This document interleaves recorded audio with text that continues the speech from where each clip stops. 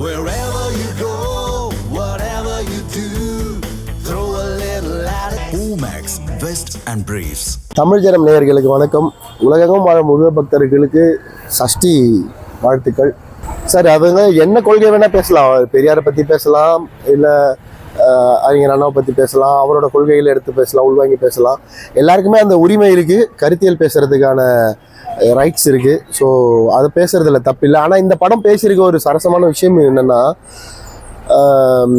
இந்த மாதிரியான கதாபாத்திரங்கள் உருவாக்குறப்ப படத்தில் அதை நெகட்டிவாக வச்சுப்பாங்க, இல்லை ஜஸ்டிஃபிகேஷன் பண்ண மாட்டாங்க சரின்னு. ஆனால் இவர் இயக்குனர் ரொம்ப யங்ஸ்டராக இருக்கிறதால அவருக்கு இந்த வயசில் அதெல்லாம் புரியாது. அவர் சொல்லியிருக்க கதையை ஜஸ்டிஃபை பண்ணியிருக்காரு. என்னென்னா, ரெண்டு பேர் சின்ன வயசுலேருந்தே காதலிப்பாங்க, ரத்த உறவு கொண்டவங்க, மாமா பசங்க மாதிரி. ஒரு கட்டத்தில் அந்த காதலை ஏற்றுக்கலைன்னொடனே அந்த பொண்ணு அடுத்த 6 மாதத்துக்குள்ளே வேற ஒரு காதலனை சூஸ் பண்ணி கரெக்டாக இவங்களுக்கு கல்யாணம் நடக்கிறப்ப தான் அதை ஹீரோ கிட்ட சொல்லி அவங்க ஒன்றா சேர்றதுக்காக, புது காதலரோட அவங்க ஒன்றா சேர்றதுக்காக பழைய காதலரை நாடக கல்யாணம் மாதிரி கல்யாணம் பண்ணிக்கிட்டு இன்டர்வல் விட்டுருக்காங்க. அது வரைக்கும் படம் ரொம்ப நல்லா இருந்தது. முழு படமே திரைக்கதையாக சுவாரஸ்யமாக தான் இருந்தது. ஆனால் செகண்ட் ஹாஃபில் அவங்க பேசியிருக்கிற அந்த விஷயம் இருக்கு இல்லையா, அது ரொம்ப ரொம்ப விரசமான விஷயம். அது நடைமுறையில் எப்படி சாத்தியம்னு தெரியல. என்னன்னா, அந்த பிரதீப் ரங்கநாதன் சார் ரொம்ப மிகப்பெரிய நல்ல நடிகர். அவர் நடித்து அந்த கேரக்டரை சிம்பத்தியை கிரியேட் பண்ணி நம்மளை ஃபுல்லாக படம் பார்க்க வச்சு அந்த கேரக்டரை ஏதாவது பண்ணி இந்த கேரக்டர் இதை செஞ்சிடணும்னு நினைக்க வச்சிடறாரு. உளவியலாக பார்த்தீங்கன்னா, புது காதலருக்கு பிறந்த குழந்தைய கல்யாணத்துக்கு அப்புறம் இவர் இனிஷியல் போட்டு அவங்க 2 பேரும் ஒன்றா தங்குறதுக்கு இவர் வீட்டில் அனுமதி கொடுத்து, இதெல்லாம் ரொம்ப அருவருப்பாக இருக்குது சார் பார்க்க. அது திரையரங்குகளில் குடும்பங்கள் உட்காந்து பார்க்குறப்ப அவங்க முகசுழிக்க தான் செய்கிறாங்க. இந்த பேட்டியின் மூலயமா நான் என்ன சொல்ல வர்றது அப்படின்னா, பெற்றோர்கள் உங்கள் பசங்க இந்த படத்தை போய் தனியாக பார்த்துட்டு வந்திருந்தாங்கன்னா நீங்கள் அவங்க கூட ஒரு ஆரோக்கியமான விவாதம் வச்சுக்கிறது நல்லது. அவங்க இந்த படத்துலேருந்து என்ன விஷயம் எடுத்திருக்காங்க, என்ன மனநிலைமையில் இன்னொரு 10-20 வருஷத்தை கடத்த போகிறாங்க அப்படிங்கிறத மறுபடியும் சொல்கிறேன். அவங்க சொல்லியிருக்க இந்த விஷயத்தை ஜஸ்டிஃபை பண்ணியிருக்காங்க. உன்னோட காதலியை இன்னொருத்த கூட வாழ வைக்கிறதுக்காக நீ உன் இனிஷியலை உன் வாழ்க்கையை கூட தியாகம் பண்ணலாம் அப்படின்ற விஷயம் இருக்குல்ல, அது ஜஸ்டிஃபை பண்ணியிருக்காங்க.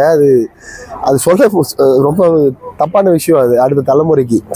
ஸோ பெற்றோர்கள் இந்த படம் பார்த்து உங்கள் கிட்ஸ் தனியாக போய் பார்த்தாங்க அப்படின்னா நீங்கள் ஒரு தடவை அவங்க கூட டிஸ்கஷன் பண்ணலாம், இல்லை நீங்கள் அவங்க கூட உட்காந்து படத்தை பார்த்து இந்த படத்தை பாரு இதெல்லாம் ஒரு பொழப்பா அப்படின்ற மாதிரி நீங்கள் டிஸ்கஷன் பண்ணுறதுக்கு ஒரு நல்ல விஷயமா அதை எடுத்துக்கலாம். அப்படி தான் இந்த படத்தை பார்க்கணும். இயக்குனர் ஜஸ்டிஃபை பண்ண தப்பு. தமிழ் சினிமாவில் நிறைய படங்கள் இது மாதிரி விவாதம் பண்ணியிருக்கு. அந்த 7 நாட்கள், கோகுலத்தில் சீதை, பாலச்சந்தர் சாரோட முக்கால்வாசி படங்கள் இப்படி தான் இருக்கும். ஆனால் அந்த படங்கள் எல்லாமே இந்த வர அந்த ஹீரோ கதாபாத்திரத்தை வில்லன மாதிரி தான் காட்டியிருப்பாங்க. ஹீரோயின் கதாபாத்திரத்தை ஒரு தப்பான கேரக்டரை தான் காட்டி ப்ரொஜெக்ட் பண்ணியிருப்பாங்க. அது சமூகத்தில் நடக்கூடாதுன்ற மாதிரி சொல்லியிருப்பாங்க. ஆனால் இதில் ஹீரோ டேரக்டர் நினைக்கிறது எல்லாத்தையுமே செஞ்சிடுறாரு. இன்னைக்கு இருக்க காலகட்டங்களில் 6 மாதம் ஃபோன் தொடர்பே இல்லாமல் கல்யாணத்தன்னைக்கு தான் சந்திச்சு இந்த விஷயத்த சொல்கிற மாதிரி ஒரு விஷயம் பண்ணியிருக்காரு. அது டேரக்டர் நினைச்சது தான். அப்புறம் அபார்ஷன் பண்ணிட்டா குழந்தைய மறுபடியும் பிறக்காதுன்னு சொல்கிற விஷயம் டேரக்டர் கதைக்காக சொன்னது. அப்புறம் இந்த வெளிநாட்டு போகிற கதை ஒன்று இருக்கும், அதெல்லாம் ரொம்ப கிரிஞ்சாக தான் இருந்தது பார்க்க. ரொம்ப முற்போக்காக போகிறோன்ற சொல்லிட்டு இப்படி ஒரு விஷயத்தை எடுத்தது அக்செப்ட் பண்ணிக்க முடியல. அது மக்கள் கையில் தான் இருக்குது. நான் என்னோட கருத்தை சொல்கிறேன். பேரண்ட்ஸ் கிட்ட சொல்கிறது, உங்கள் பசங்க இந்த படம் பார்த்தா ஒரு டிஸ்கஷன் வச்சுக்கோங்க, அது ரொம்ப நல்லது உங்களுக்கு. அப்புறம் இந்த படம் எடுத்தவங்க சம்மந்தப்பட்டவங்க லைஃப்பில் இப்படி பின்னாடி அவங்க குடும்பத்தில் இப்படி ஒரு விஷயம் நடந்தால் அவங்க எப்படி முடிவெடுப்பாங்கன்றது யோசித்து பார்க்க முடியல. இப்படியெல்லாம் நீங்கள் ஒத்துப்பீங்களாடா அப்படின்னு கேட்க தான் தோணுது. ஸோ டியூட் திரைப்படம் நல்ல வரவேற்பு பெற்றிருக்கு. மக்கள் மத்தியில் ஒரு முக்கியமான விஷயமும் பேசியிருக்கு. சரத்குமார் சார் கேரக்டர் மூலியமா ஆணவ கொலையை பற்றி பேசியிருக்காங்க. அது ரொம்ப வரவேற்கத்தக்கது. ஒருவேளை இந்த ஹீரோயினுக்கு லவ் இல்லாமல் ஹீரோ சேர்த்து வைக்கிறதுக்காக இப்படி ஒரு தியாகம் பண்ணாருன்னா கூட ஏற்றுக்கலாம். அவங்களுக்குள்ள ஒரு காதல் இருந்து செய்கிறது கேவலமாக இருக்குது பார்க்க. ஸோ ஒரு டிஸ்கஷன் கிரியேட் பண்ணியிருக்கு. அந்த டிஸ்கஷன் பேரண்ட்ஸ்க்கும் அவங்க பிள்ளைகளுக்கும் நடுவில் ஒரு நல்ல விவாதத்தை உருவாக்கி ஒரு புரிதலை கொடுக்கணும்னு நான் கேட்டுக்கிறேன். இன்னைக்கு பழனியில் அப்போ தண்டாயுதபாணியை வேண்டுறதுக்காக வந்திருக்கேன். ரொம்ப சந்தோஷம். நேற்று மாலை அப்பனோட ராஜாலங்கார தரிசனம் கிடைச்சிது. காலையில் ஆண்டி தரிசனம் பார்க்க காத்துட்ருக்கோம். ரொம்ப சந்தோஷம் இந்த நேரத்தில் உங்களோட வாழ்த்துக்களை பகிர்ந்துக்கிறதுக்கு. வர திங்கக்கிழமை சூரசம்ஹாரமும் செவ்வாய்க்கிழமை திருக்கல்யாணமும் இருக்குது. ஸோ உலகெங்கும் வாழும் முழு பக்தர்கள் அப்போ இறைவனை வேண்டிக்கோங்க, உங்களுக்கு நினைக்கிறதெல்லாம் கிடைக்கணும் நானும் வேண்டிக்கிறேன் சார். திரௌபதி 2 டப்பிங்லாம் முடிஞ்சு போஸ்ட் ப்ரொடக்ஷனில் இருக்குங்க சார். இது 5 மொழியில் டப்பிங் பண்ணியிருக்கோம். ரீ ரெக்கார்டிங் ப்ராசஸில் இருக்குது. இன்னும் ரீ ரெக்கார்டிங் டிஐ அதெல்லாம் முடிஞ்சால் வர டிசம்பர் மாதம் திரைக்கு கொண்டு வர பிளானில் இருக்கும். எங்கள் கூட இன்னும் 2 படங்களோட ரிலீஸ் டேட்காக வெயிட் பண்ணிகிட்ருக்கேன்.